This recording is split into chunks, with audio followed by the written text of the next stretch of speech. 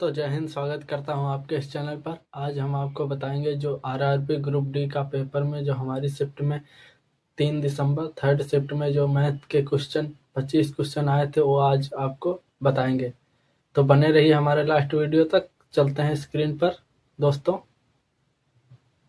तो दोस्तों आज हम आपको बताएंगे आरआरबी ग्रुप डी जो मैथ के क्वेश्चन हमारी शिफ्ट में थर्ड दिसंबर तथा थर्ड शिफ्ट को हमारी पेपर में आए थे वो आज आपको हम बताएंगे कौन कौन क्वेश्चन आए थे। तो पहला क्वेश्चन है हमारा 3.45, इसके ऊपर बार 45 के ऊपर दिया था, प्लस 2.45 इसके ऊपर बार दिया था। तो इसको प्लस करना है तो इसका मान पूछा था कितना आएगा।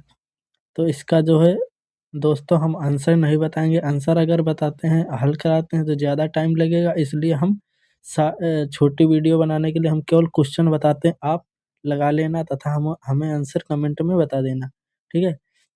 तो दूसरा क्वेश्चन है हमारा 88 वस्तुओं को बेचने पर 8 वस्तुओं के विक्रय मूल्य के बराबर हानि होती है, तो हानि का प्रतिशत बताएं क्या होगा। तो हानि प्रतिशत में पूछा था क्या होगा। नेक्स्ट क्वेश्चन था हमारा दोस्तों, नेक्स्ट क्वेश्चन था कि एक ट्रेन की लंबाई 8,753 मीटर है। वह एक खंभे को 127 सेकंड में पार करती है, तो 552 मीटर लंबे प्लेटफार्म को कितने समय में पार करेगी। तो जो है इसका प्लेटफार्म को पार करने में लगा समय पूछ रहा था, इसलिए हमको टी ज्ञात करना है समय, ठीक है। नेक्स्ट क्वेश्चन था एक बेलन की ऊंचाई 20 सेंटीमीटर तथा आंतरिक त्रिज्या 6 सेंटीमीटर तथा बाह्य त्रिज्या 8 सेंटीमीटर, तो बेलन को बनाने में लोहा का आयतन ज्ञात कीजिए। तो इसका चित्र ऐसे बनाएगा, ये जो जैसे बेलन है हमारा, ठीक है, ये हमारा बेलन है। तो इसकी आंतरिक त्रिज्या वो दी थी, वो 6 दी थी, और ये वाली बाह्य त्रिज्या हमारी 8 सेंटीमीटर दी थी। इसकी ऊंचाई जो है 20 सेंटीमीटर दी थी। तो इसके बनाने में जो है बेलन का आयतन, पहला वाला बेलन का आयतन तथा दूसरा वाला बेलन का आयतन माइनस कर देना, इसका आंसर आ जाएगा। नेक्स्ट क्वेश्चन था हमारा, नेक्स्ट क्वेश्चन था एक समकोण त्रिभुज है जिसका एक कोण 30 अंश है तथा दूसरा कोण 60 अंश है, तो तीसरा कोण पूछा था। तो इसका ऐसे लगा लेना, तीनों कोणों का योग जो है 180 अंश होता है। एक का 80 है, एक का 60 है, तो 60 और 30 90 हो गया। तो दूसरा जो तीसरा कोण हमारा आ जाएगा 90 अंश आ जाएगा, ठीक है।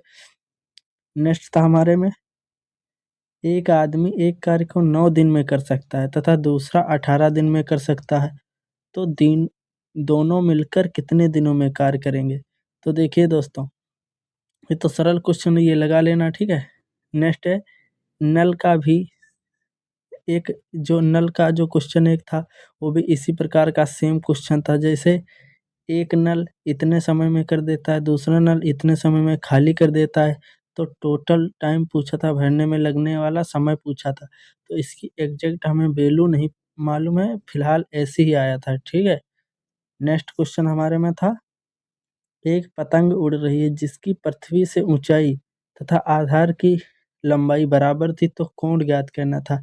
देखिए जैसे एक ये पतंग उड़ रही है और ये पृथ्वी है, तो इसकी ऊंचाई जो ऐसे, इसकी ऊंचाई जैसे एक है, तो इसका आधार जो वो भी एक दिया था, तो उसका जो है कोण की कोण ज्ञात करना था, ये वाला कोण ज्ञात करना था, ठीक है।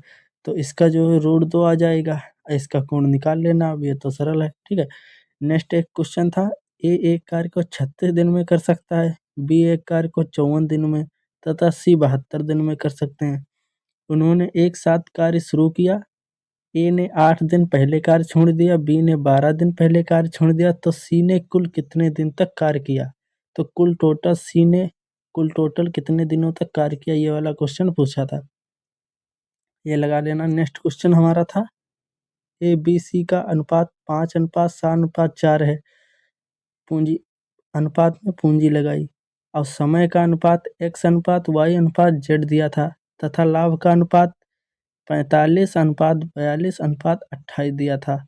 तो इसका एक्स वाई का मान पूछा था, तो ये वाला लगा लेना, ये भी सरल था, ठीक है। क्वेश्चन इसमें दोस्तों हम बता रहे हैं, आंसर नहीं बता रहे हैं। आप लगा लेना तथा हमें कमेंट में बता देना आंसर, ठीक है। नेक्स्ट क्वेश्चन था हमारे, एक पिता की वर्तमान आयु उसके पुत्र की वर्तमान आयु की दोगुनी है। 8.5 8.5 वर्ष बाद उनकी आयु का अनुपात 7:4 होगा। तो पुत्र की वर्तमान आयु ज्ञात कीजिए। पुत्र की वर्तमान आयु पूछी थी, ठीक है। नेक्स्ट क्वेश्चन था, दो उम्मीदवारों के बीच चुनाव में एक उम्मीदवार को कुल मतों का 48% मत मिले तथा 18% मत अवैध घोषित हो गए और दिए गए कुल मतों की संख्या 17,500 दी थी। तो दूसरे उम्मीदवार को मिले मतों की संख्या, देखिए जैसे कुल टोटल 17,500 है, इसमें 18% अवैध घोषित हो गए, तो बचे कितने, बचे हमारे जो है 82% बचे। और 82% में 48% इसको मिले, तो दूसरे को कितने, दूसरे को 52% मिले होंगे, तो ये याद कर लेना। नेक्स्ट क्वेश्चन था, एक अंकित मूल्य 10% छूट देने के बाद फोन अंकित मूल्य पर 10% छूट देने के बाद एक फोन का मूल्य 20,250 है। यदि कोई छूट नहीं दी जाए तो दुकानदार 20% लाभ कमाता है, तो फोन का क्रय मूल्य ज्ञात कीजिए। तो ये भी सरल है, देखिए छूट देने का क्रय मूल्य जो है ये 20 और 250 जो है ये 90 का मूल्य है, ठीक है। और इसमें यदि कोई छूट नहीं दी जाए तो इंटू 100 कर लेना, ठीक है। और ये ज्ञात करना, और जो वो x मान आएगा वो 120 का होगा, और फिर 100 x का मान आ जाएगा, वही हमारा आंसर होगा। नेक्स्ट क्वेश्चन हमारा था, नेक्स्ट क्वेश्चन था, किसी धनराशि पर प्राप्त साधारण ब्याज धनराशि का 81/100 है। वर्षों की संख्या ब्याज दर के बराबर है, तो मूलधन ज्ञात कीजिए। इसमें मूलधन नहीं पूछा था, इसमें दर पूछी थी, मतलब दर कितने % होगी, ये गलत है, मूलधन गलत है, दर पूछी थी। दर तो हमारी 9% इसमें आ जाएगी, ठीक है। नेक्स्ट क्वेश्चन था, 5% वार्षिक ब्याज दर पर 3 वर्षों के चक्रवृद्धि ब्याज तथा साधारण ब्याज का अंतर 244 है, तो मूलधन ज्ञात कीजिए। ये वाला एक क्वेश्चन आया था। नेक्स्ट था, एक आयत की लंबाई 15% की वृद्धि की जाती है तथा क्षेत्रफल बराबर है, तो चौड़ाई कितने % कम की जाएगी। तो ये भी सरल है क्वेश्चन, ये भी लगा लेना। एक क्वेश्चन था, अनुपात को अवरोही क्रम में लगाना था। जैसे अनुपात ऐसे क्वेश्चन दिए होते हैं, सपोज डेट हमें एग्जैक्ट वैल्यू नहीं पता है, फिर भी हम आपको बताते हैं। जैसे जो बच्चे 2/3 4/5 6/7 ऐसे दिया था, तो उसको अवरोही घटते क्रम में लिखना था, ठीक है। उसके 4 ऑप्शन दिए हुए थे। नेक्स्ट क्वेश्चन हमारे में था, एक कक्षा में 91 विद्यार्थी हैं, 12 छात्रों का औसत 64 है तथा शेष छात्रों का 65 है, तो कुल छात्रों की संख्या ज्ञात कीजिए। तो देखिए 12 छात्रों का औसत 64 है, तो 12 इंटू 64 ज्ञात कर लेना, ठीक है।